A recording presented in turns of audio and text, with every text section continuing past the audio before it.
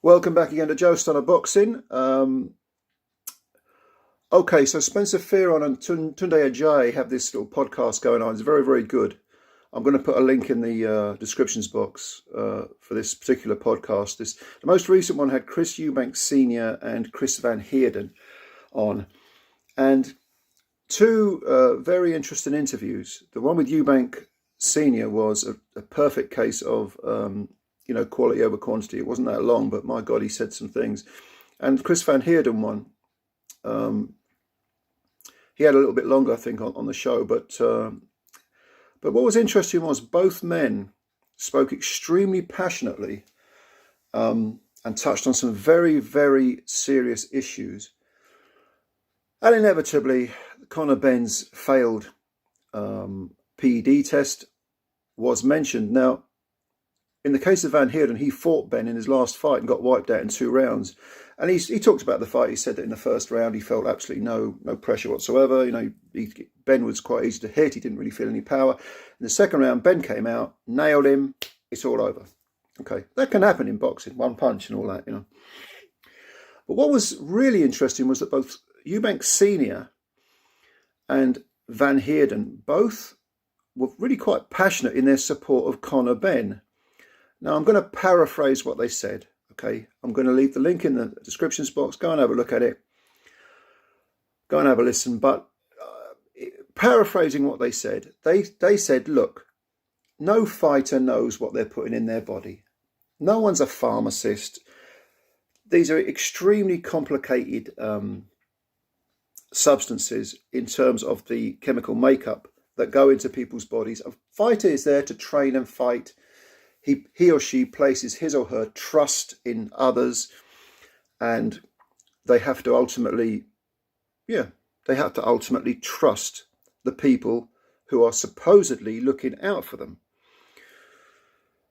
They both claim, Van Heerden and Eubank Sr. claim, it's almost certain that Conor Benn didn't have a clue what was going on. And whilst you can argue, well, everyone is responsible ultimately for what goes into their body, I don't think that their argument can be dismissed offhand. I don't think it can just be thrown aside. Because it's easy to say, yeah, you've got to take responsibility. You've got to understand what's going into your body, blah, blah, blah. This is a complicated stuff. Very few people are pharmacists. Very few people have studied chemical formulas for whether it's PEDs or prescription drugs or whatever. Very few people understand this stuff fully. Some experts who spend years, who go to college for years, who spend, maybe decades in the field, they don't fully understand drugs and what is in them. There's always room for misinterpretation, especially when you consider that when you're talking about banned substances, whether it is performance-enhancing drugs or whether it's street drugs like spice, for example, you have only got to change the formula, the chemical formula, slightly, and I mean slightly, to where it has absolutely no differential effect on you if you take it. But by changing that chemical formula, an illegal substance can become a legal one. And then the government or the regulatory body bans it. And then, you go back to the people that manufacture it. They change the formula ever so slightly. Again, it becomes legal and so on. So it's a minefield, in short. It's a minefield.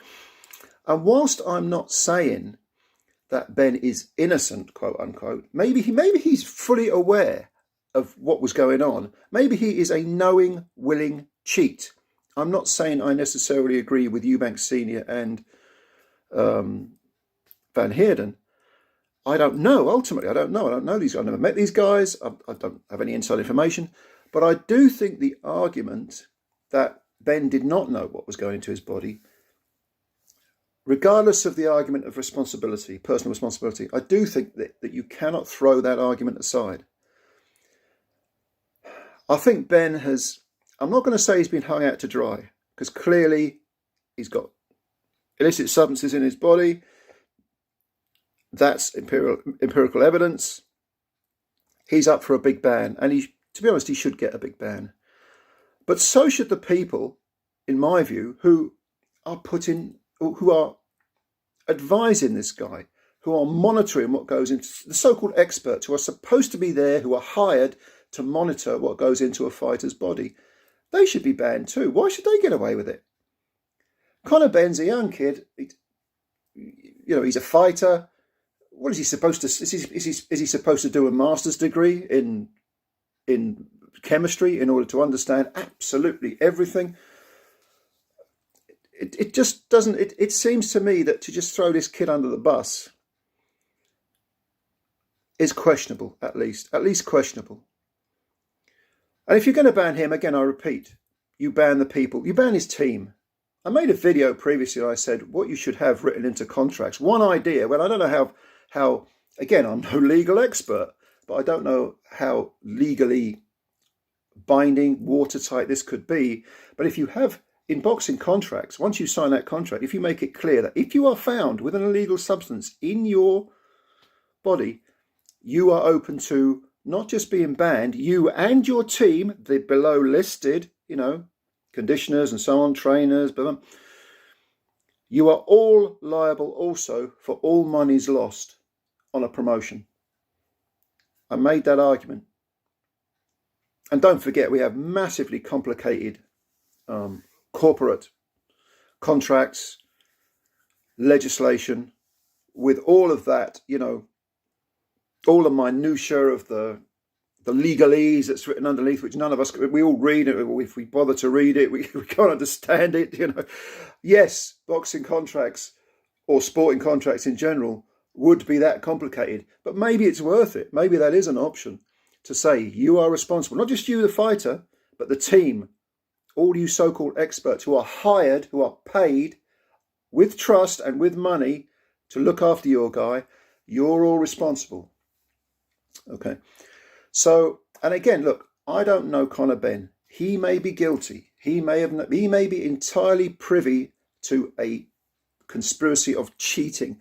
Maybe so, I don't know.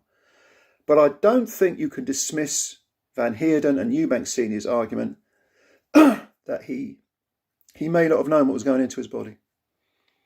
Maybe we shouldn't be throwing a kid under the bus quite so quickly. Maybe we should let the dust settle. Maybe we should calm down and think rationally about this. Okay.